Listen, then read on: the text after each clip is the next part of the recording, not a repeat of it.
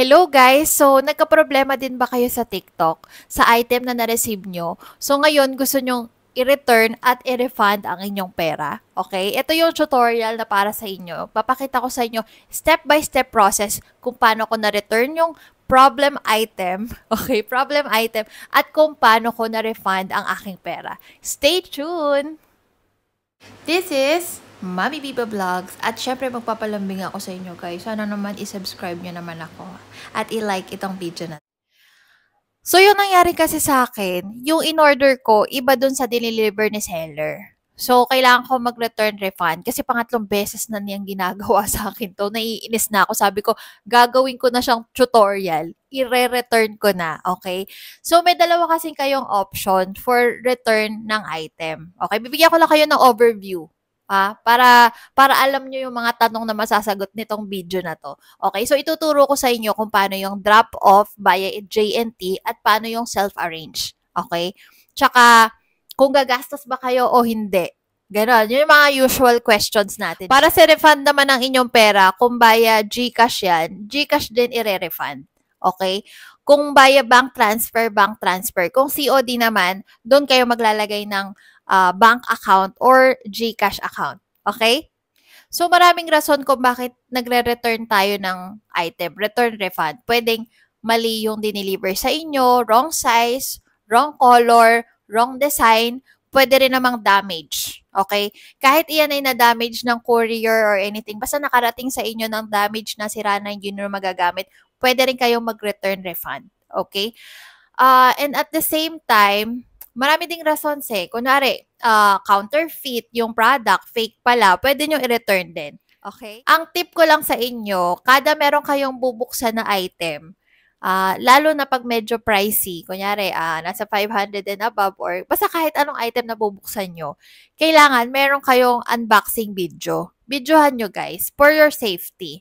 Kung okay naman yung item, madidelete nyo na yung video. Kung hindi, at least meron kayong proof na talagang mali ang dineliver nila or damage talaga nung nakarating yung item sa inyo. Okay, so videohan nyo yung item, unboxing video.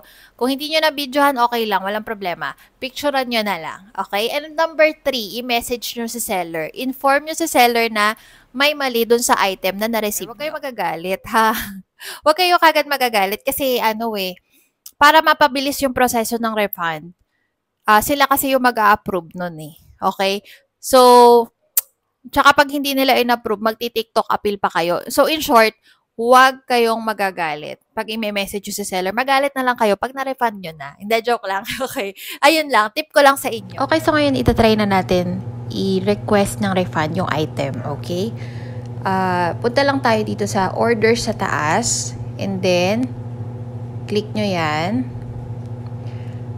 Tapos, hanapin nyo yung item na na gusto nyo i-refund.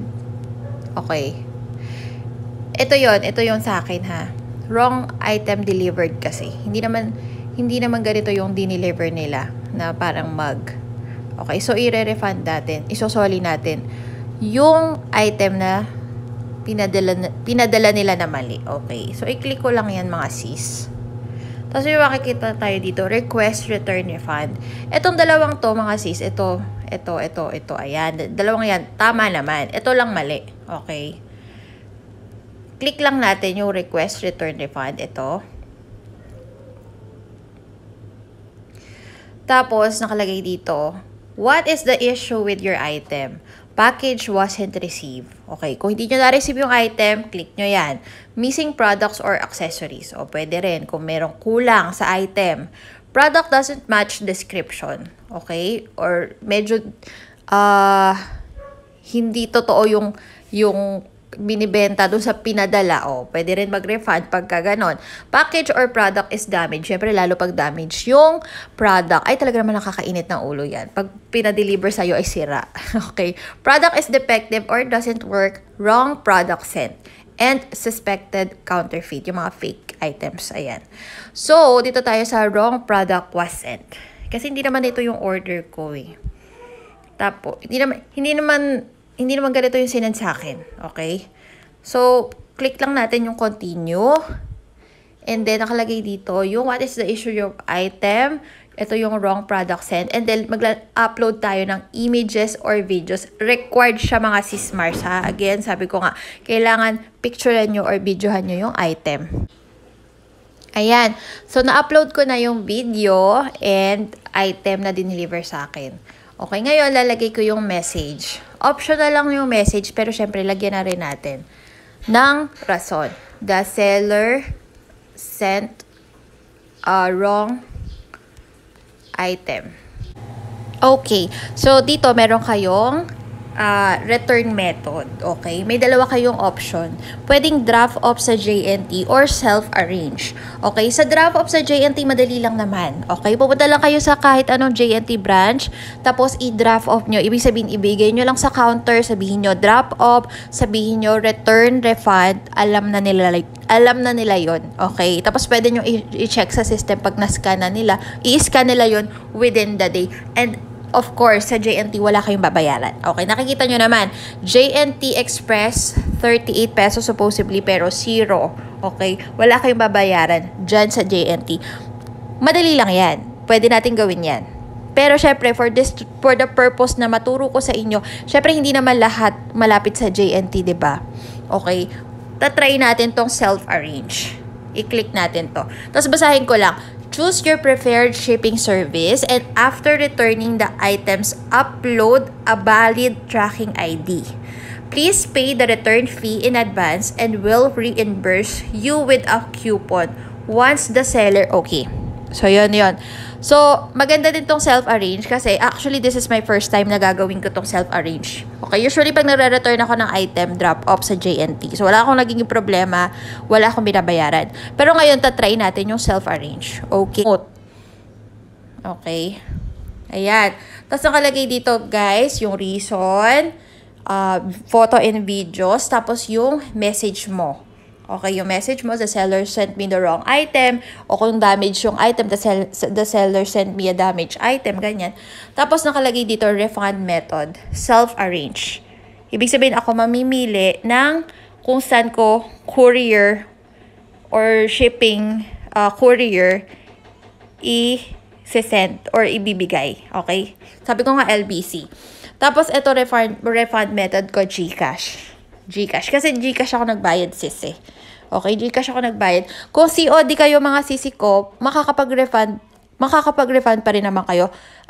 Tatanungin lang yung bank details nyo or pwede rin siguro via GCash yun. Okay, definitely makaka-refund kahit COD.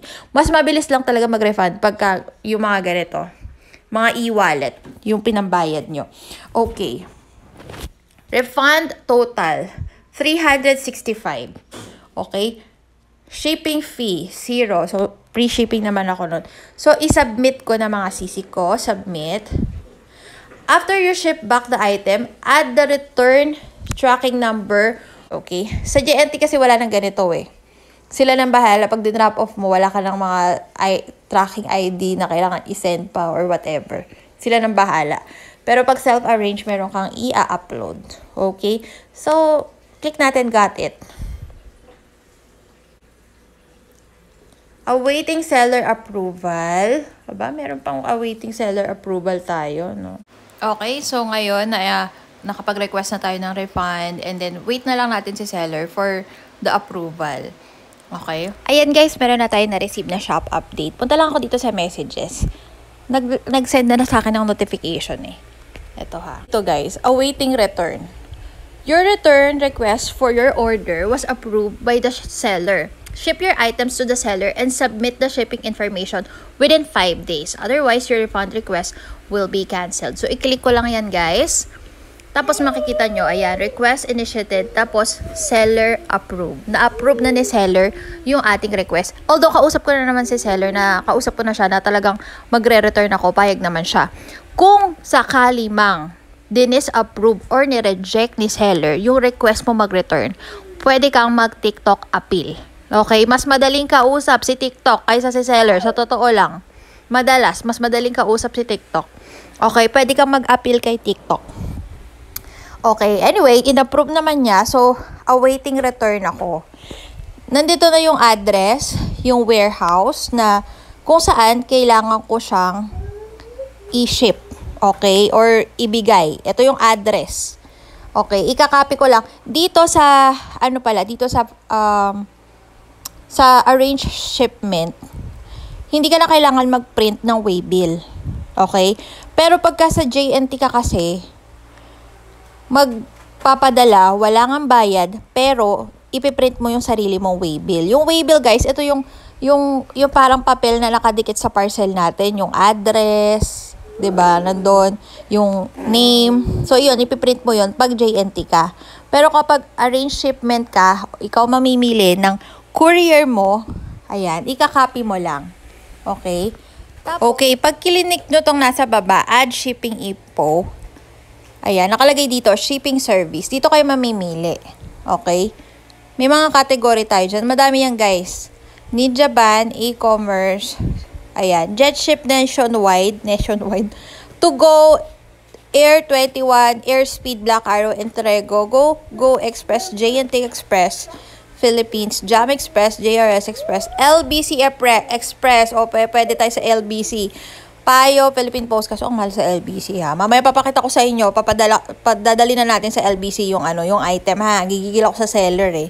RAF Philippines, XDE Logistics, Expose, at pwede ka sa others. My goodness. Others. Ikaw ang maglalagay kung saan. Ito malalagay yung tracking number. I-upload mo ng photo. Kaya pagdating natin sa LBC, guys, or sa kahit anong courier yan, picturean nyo, ha. Guys, dito sa LBC, nagbayad ako ng 185 pesos na shipping fee. Pero na-reimburse ko naman yan via TikTok Coupon. So, papakita ko sa inyo kung paano nangyari. Ayan guys, so ilalagay na natin yung shipping information. Galing sa LBC. So, ito lang, click nyo awaiting return. Tapos, add shipping info dito sa baba. Tapos, lagay mo yung shipping service na ginamit mo. So, akin, nagpunta tayo, diba, ng LBC. Talagang tayo. Sinamahan nyo ako, eh. Okay. So, LBC Express. And then, submit. Ilagay natin dito yung tracking number. Ayan, guys. So, naglagay na ako ng, tracking number. And then, yung photos, yung picture ng item, at saka yung pinaka-resibo ko. Okay, so, nakalagay dito, awaiting return na lang. So, na-refund ko na, guys, yung binayad ko sa TikTok. Nung kinonfirm niya seller na na-receive niya na yung item, pumasok na automatic sa GCash account. So, yun, guys, nung chinek ko yung aking TikTok account, meron ako na-receive na 55 pesos worth ng voucher.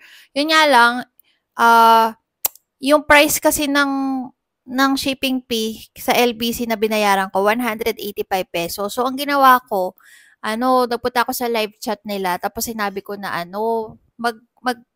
magre-refund ako ng shipping fee naman na binayaran ko dun sa LBC. Diba nga, nagpa-self-arrange tayo. So, yung mismong kachat ko sa live chat, sa customer service nila, siya yung gumawa ng coupon para sa akin.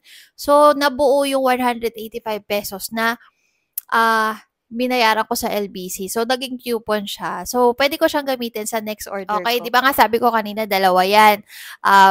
Pwede nyo i-return yung item via drop-off ng JNT at self-arrange. Okay, drop-off and self-arrange. Okay, pagka JNT, guys, madali lang naman.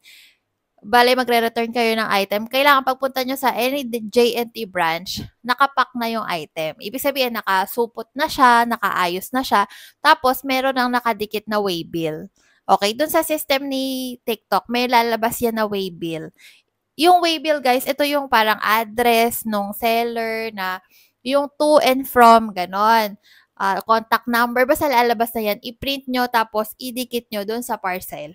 Okay, parang ganito, guys, ganyan, parang ganyan. Okay, tapos pagpasok nyo ng JNT, any JNT branch, sabihin nyo lang, ate, or kuya, return refund po sa TikTok shop. Okay, alam na nila yon. Alam na nila yon. Kukunin nila yung item, sasabihin nila, okay na po. So, ayun, ganun lang mag-drop off. Wala kayong babayaran. Okay, wala kayong babayaran. So, ganun lang, guys. Ganun lang kadali mag-return and refund ng items. Thank you po sa panonood and please subscribe to my channel. Thank you!